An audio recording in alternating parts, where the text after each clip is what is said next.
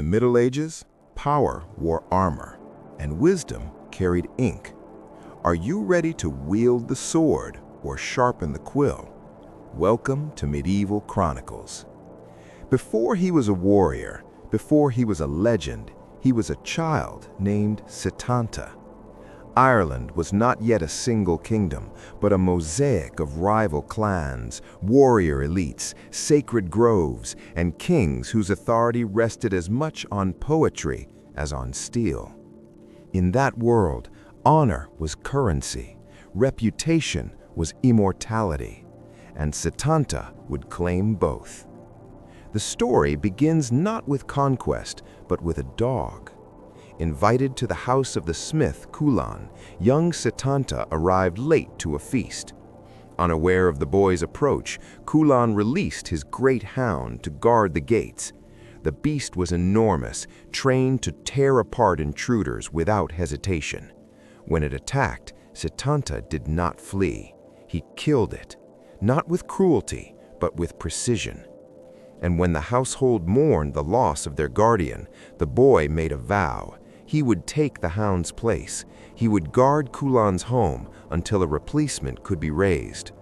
From that night forward, Setanta became Cú Chulainn, the Hound of Chulainn. Names mattered in the Celtic world.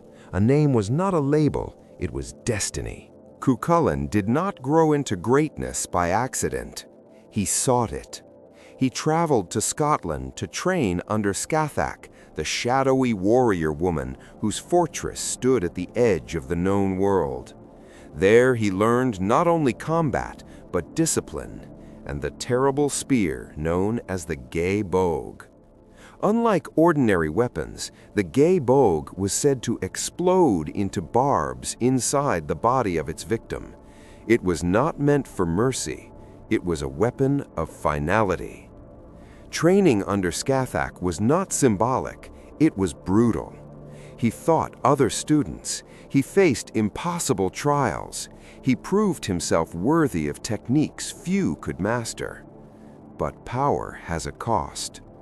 During his training, he unknowingly killed a young warrior who would have been his closest equal, Ferdiad. The shadow of that future confrontation already hovered over him. Heroism in Celtic myth is never simple. It carries tragedy within it. Cú Chulainn possessed something beyond skill. He possessed fury. In battle, he underwent what the texts describe as the ríastrad, the warp spasm.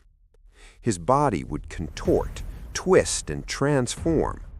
One eye would sink into his skull, the other would bulge outward. His hair would bristle like spears. Heat radiated from him like flame. He became, in the language of myth, a storm. This transformation was not merely physical exaggeration.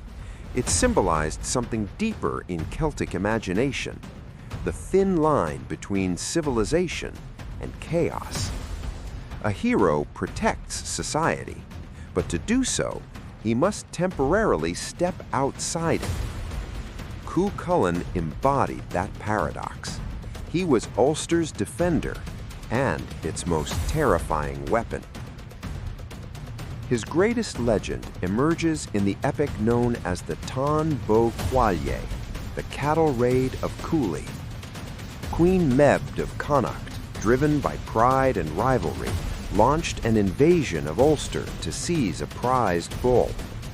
The men of Ulster were incapacitated by a curse at the time, a mysterious weakness that struck them at their moment of greatest need. All but one. Cú Chulainn stood alone, 17 years old, one warrior against an army. Instead of meeting the invading force in open battle, he challenged them to single combat, one by one, holding them at the ford that marked Ulster's border. Day after day, he fought champions. He killed seasoned warriors. He held the line through strategy, endurance, and sheer ferocity. But war is never only about strength. It is about loyalty. And eventually, Ferdiad, his former friend and fellow student, was sent against him. For 3 days they fought, not as strangers, but as brothers divided by allegiance. Each knew the other's techniques, each anticipated the other's movements. The duel escalated in brutality, neither willing to yield. On the final day, Cú Chulainn used the dai bolg. It was the only weapon capable of breaking the deadlock. When Ferdiad fell, Cú Chulainn wept over his body. This is not the weeping of weakness. It is the recognition that heroism destroys as much as it protects. The epic does not present him as invincible. It presents him as human. After the Táin, Cú Chulainn's fame was absolute.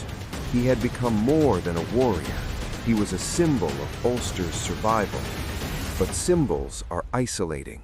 The greater his reputation grew, the more inevitable his death became.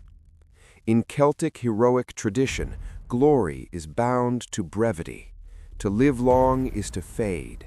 To die young in battle is to be remembered. Cú Chulainn knew this. Prophecies surrounded him. Warnings were given. He ignored them. His enemies eventually devised a strategy not of strength, but of ritual and taboo. Cú Chulainn was bound by geasa, sacred prohibitions that defined his honor. One of them forbade him from refusing hospitality. Another forbade him from eating dog meat.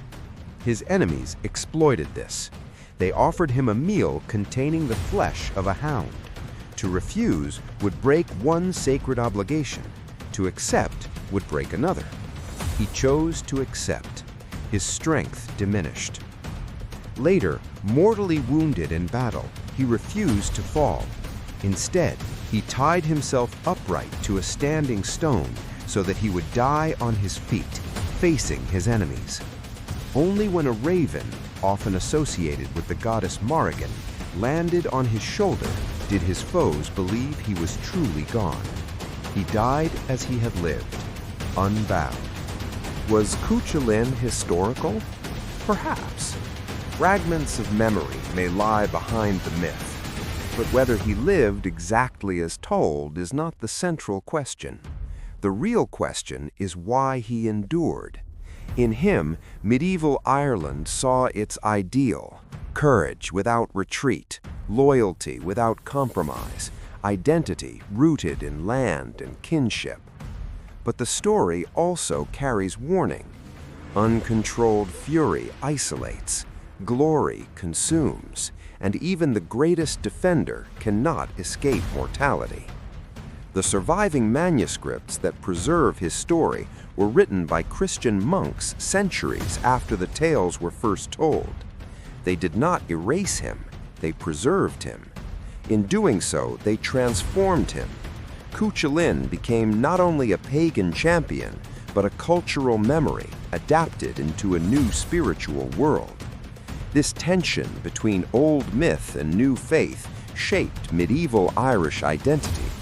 The sword remained, but the quill carried it forward. Cú Chulainn resurfaces in every era of Irish cultural revival. In times of colonization, he symbolized resistance. In times of national awakening, he symbolized identity. In modern literature, he represents the cost of heroic absolutism. He is not a simple warrior. He is a meditation on power, on rage, on loyalty, on the thin line between protection and destruction. Cú Chulainn did not merely fight like a storm. He became one. Unpredictable, terrifying, necessary. And like all storms, he passed. But the land he defended remembered him, and so do we. The sword may conquer the moment, but the quill shapes eternity. In every age, power and belief walk side by side. Until our next chronicle, choose wisely.